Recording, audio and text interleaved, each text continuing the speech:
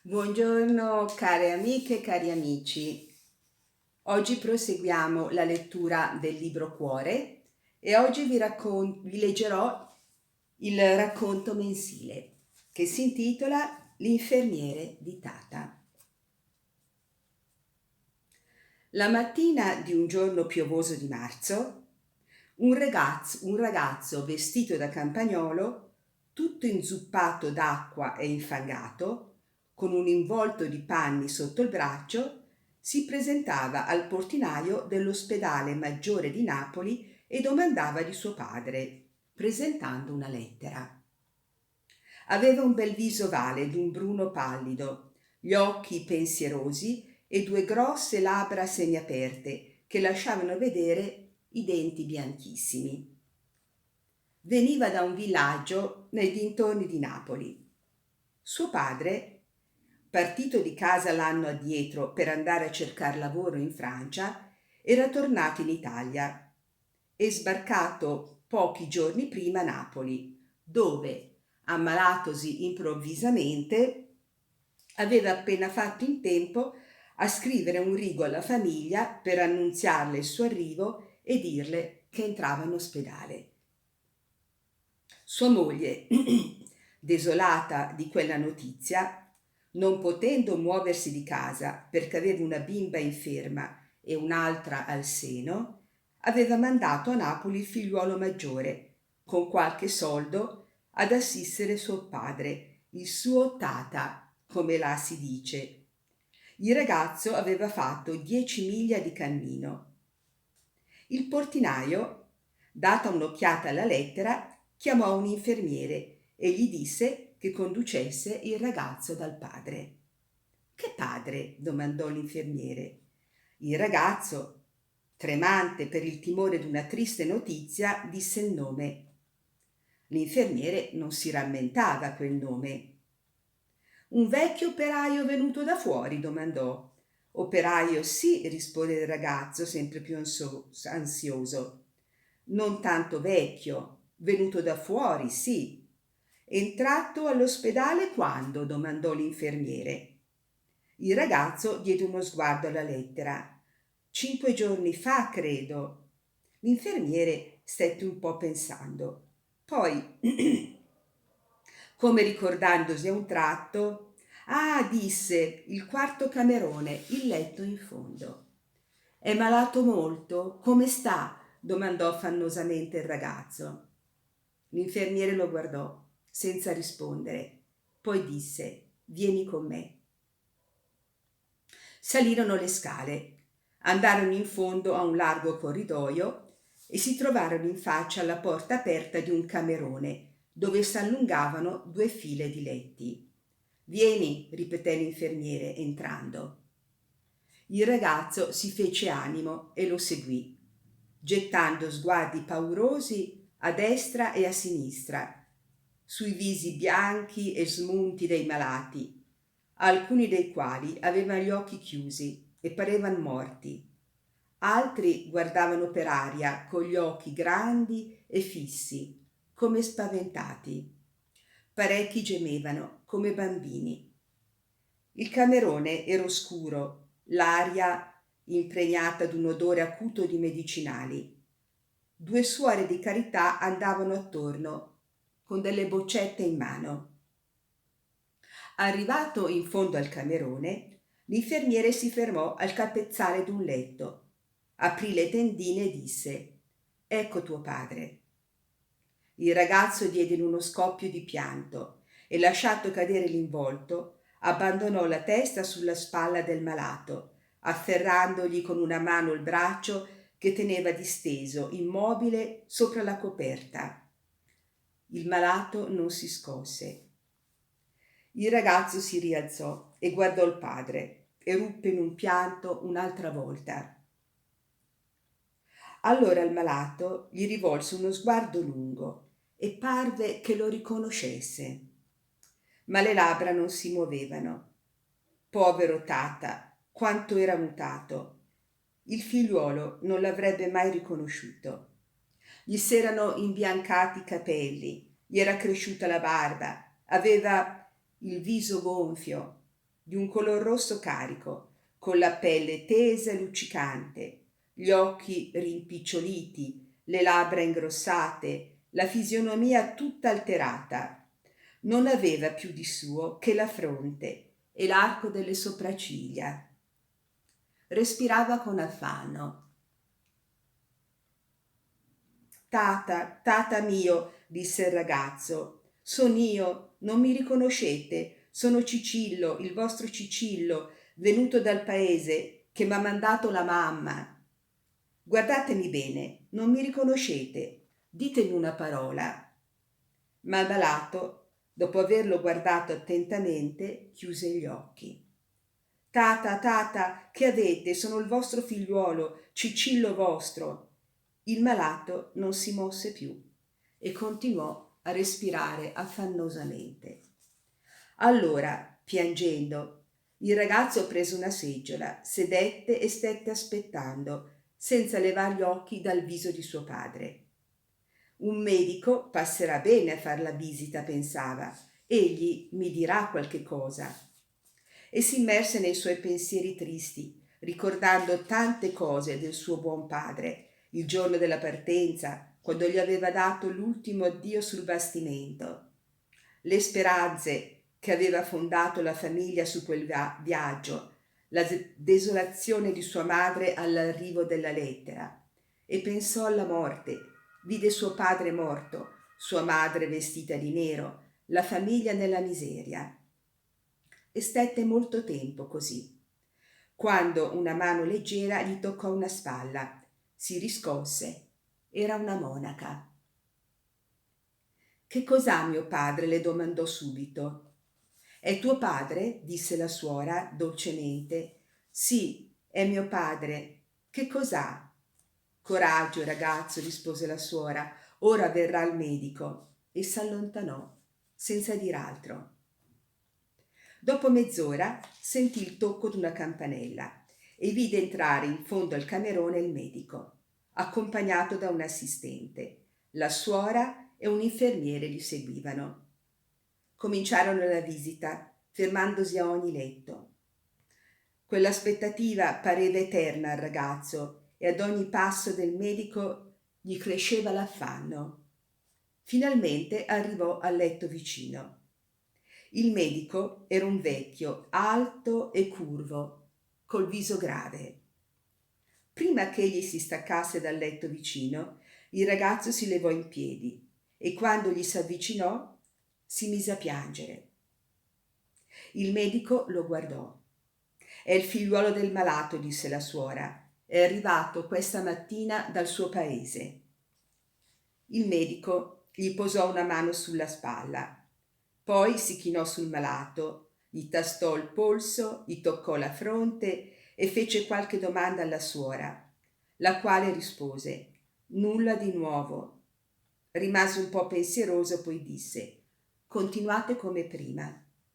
Allora il ragazzo si fece coraggio e domandò con voce di pianto: che cos'ha mio padre?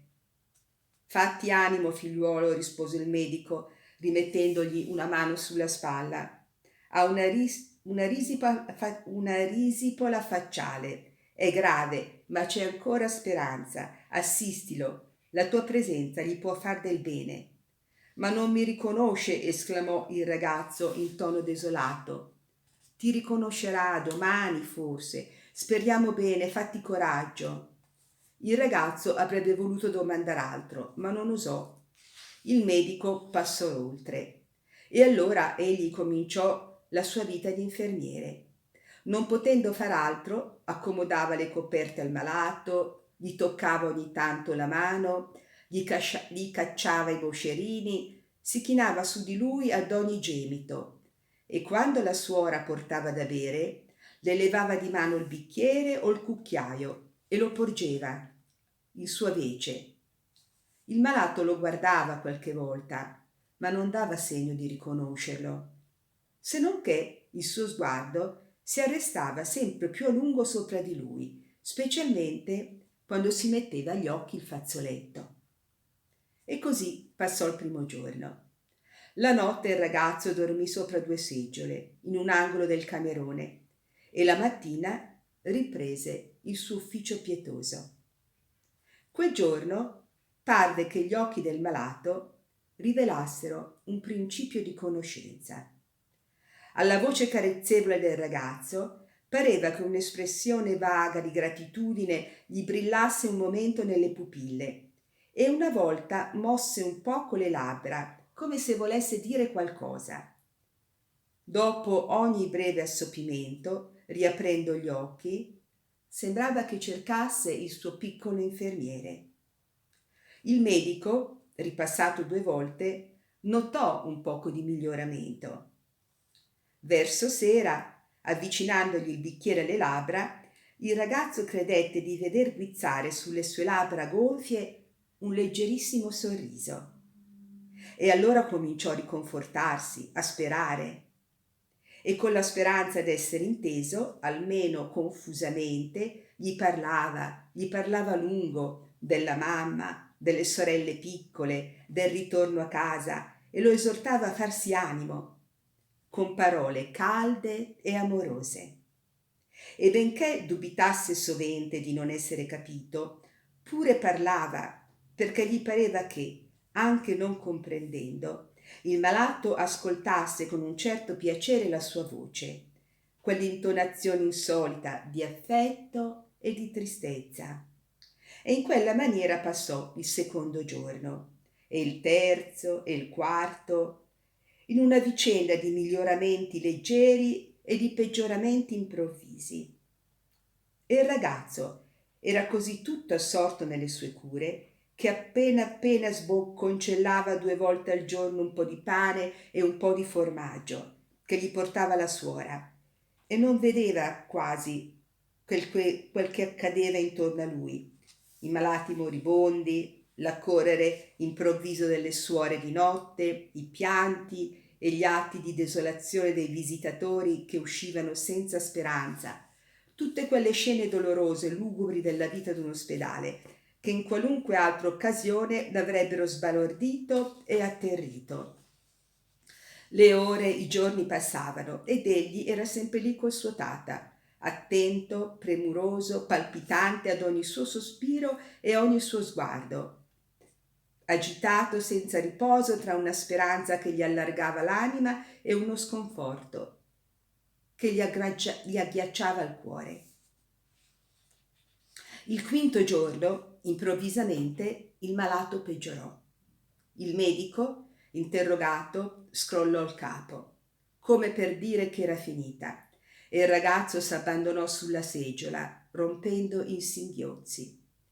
Eppure una cosa lo consolava. Malgrado che peggiorasse, a lui sembrava che il malato andasse riacquistando lentamente un poco di intelligenza. Egli guardava il ragazzo sempre più fissamente e con un'espressione crescente di dolcezza. Non voleva più prendere bevanda o medicina che da lui e sempre più spesso faceva quel movimento forzato delle labbra come se volesse pronunciare una parola e lo faceva così spiccato qualche volta che il figliuolo gli afferrava il braccio con violenza, sollevato da una speranza improvvisa, e gli diceva con accento quasi di gioia: coraggio, coraggio, tata, guarirai, ce ne andremo, torneremo a casa con la mamma, ancora un po' di coraggio. Erano le 4 della sera e allora appunto il ragazzo s'era abbandonato a uno di quegli impeti di tenerezza e di speranza quando di là dalla porta più vicina del camerone udì un rumore di passi e poi una voce forte, 2 sole parole: arrivederci suora, che lo fecero balzare in piedi con un grido strozzato nella gola. Nello stesso momento entrò nel camerone un uomo con un grosso involto alla mano, seguito da una suora. Il ragazzo gettò un grido acuto e rimase inchiodato al suo posto. L'uomo si voltò, lo guardò un momento, gettò un grido anch'egli: Cicilio! E si slanciò verso di lui. Il ragazzo cadde fra le braccia di suo padre, soffocato. Le suore, gli infermieri, l'assistente accorsero e rimasero lì, pieni di stupore. Il ragazzo non poteva raccogliere la voce. «Oh Cicilio mio!» esclamò il padre, dopo aver fissato uno sguardo attento sul malato, baciando e ribaciando il ragazzo. «Cicilio, figliuol mio, come va questo? T'hanno condotto al letto di un altro. E io che mi disperavo di non vederti dopo che mamma scrisse che ti aveva mandato. Povero Cicilio, da quanti giorni sei qui? Com'è andato questo imbroglio? Io me la son cavata con poco, sto bene in gamba, sai. E la mamma? E Concettina? E il piccolo come vanno? Io me ne esco dall'ospedale. Andiamo dunque. Oh santo cielo, chi l'avrebbe mai detto?» Il ragazzo stentò a spiccar 4 parole per dar notizie della famiglia. «Oh, come sono contento!» balbettò. «Come sono contento! Che brutti giorni ho passato!» E non finiva di baciare suo padre, ma non si muoveva. «Vieni dunque», gli disse il padre, «arriveremo ancora a casa stasera, andiamo!» E lo tirò a sé. Il ragazzo si voltò a guardare il suo malato. «Ma vieni o non vieni?» gli domandò il padre, stupito. Il ragazzo diede ancora uno sguardo al malato, il quale, in quel momento, aprì gli occhi e lo guardò fissamente. Allora gli sgorgò dall'anima un torrente di parole. «No, tata, aspetta, ecco, non posso, c'è quel vecchio, da 5 giorni son qui, mi guarda sempre, credevo che fossi tu, gli volevo bene. Ma guarda, io gli do da bere, mi vuole sempre accanto. Ora sta molto male. Abbi pazienza, non ho coraggio, non so, mi fa troppa pena. Tornerò a casa domani. Lasciami star qui un altro po'. Non va mica bene che lo lasci. Vedi in che maniera mi guarda. Io non so chi sia, ma mi vuole. Morirebbe solo. Lasciami star qui, caro tata». «Bravo picciriello!» gridò l'assistente. Il padre rimase perplesso, guardando il ragazzo. Poi guardò il malato. «Chi è?» domandò. «Un contadino come voi», rispose l'assistente, «venuto di fuori. È entrato all'ospedale lo stesso giorno che c'entraste voi. Lo portarono qui che era fuori di senso e non poté dir nulla. Forse ha una famiglia lontana, dei figliuoli. Crederà che sia uno dei suoi il vostro». Il malato guardava sempre il ragazzo. Il padre disse a Cicilio: «Resta». «Non ha più da restare che per poco», mormorò l'assistente. «Resta», ripeté il padre, «tu hai cuore. Io vado subito a casa a levar di pena la mamma. Ecco uno scudo per i tuoi bisogni. Addio, bravo figliuolo mio, arrivederci». Lo abbracciò, lo guardò fisso, lo ribaciò in fronte e partì.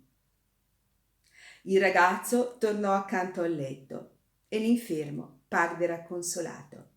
Cicilio ricominciò a far l'infermiere, non piangendo più, ma con la stessa premura, con la stessa pazienza di prima. Ricominciò a dargli da bere, ad accomodargli le coperte, a carezzargli la mano, a parlargli dolcemente, per fargli coraggio. Lo assistette tutto quel giorno, lo assistette tutta la notte, gli restò ancora accanto il giorno seguente. Ma il malato s'andava sempre aggravando. Il suo viso diventava color violaceo, il suo respiro ingrossava, gli cresceva l'agitazione. Alla visita della sera il medico disse che non avrebbe passato la notte. E allora Cicilio raddoppiò le sue cure e non lo perdette più d'occhio un minuto. Pochi momenti dopo ricomparve col medico l'assistente e un infermiere che portava una lanterna. «È all'ultimo momento», disse il medico. Il ragazzo afferrò la mano del malato. Questi aprì gli occhi, lo fissò e li richiuse. In quel momento talve al ragazzo di sentirsi stringere la mano. «M'ha stretta la mano!» esclamò. Il medico rimase un momento chino sul malato, poi s'alzò. La suora staccò un crocefisso dalla parete. «È morto!» gridò il ragazzo. «Va, figliuolo», disse il medico, la tua santa opera è compiuta. Va e abbi fortuna, che la meriti. Dio ti proteggerà». Addio. La suora s'era allontanata un momento. Tornò con un mazzettino di viole, tolte da un bicchiere sulla finestra, e lo porse al ragazzo dicendo: «Non ho altro da darti. Tieni questo per memoria dell'ospedale». «Grazie», rispose il ragazzo, pigliando il mazzetto con una mano e asciugandosi gli occhi con l'altra. «Ma ho tanta strada da fare a piedi, lo sciuperei». E sciolto il mazzolino, sparpagliò le viole sul letto, dicendo: «Le lascio per ricordo il mio povero morto. Grazie, sorella, grazie, signor dottore». Poi, rivolgendosi al morto: «Addio». E mentre cercava un nome da dargli, gli rivenne dal cuore alle labbra il dolce nome che gli aveva dato per 5 giorni. «Addio, povero Tata». Detto questo, si mise sotto il braccio il suo involtino di panni e a lenti passi, rotto dalla stanchezza, se ne andò. L'alba spuntava. Bene, bello questo racconto, vero? Spero che vi sia piaciuto. Vi ringrazio dell'ascolto, vi ringrazio tanto, vi auguro una buona giornata e come sempre vi abbraccio con tanto affetto.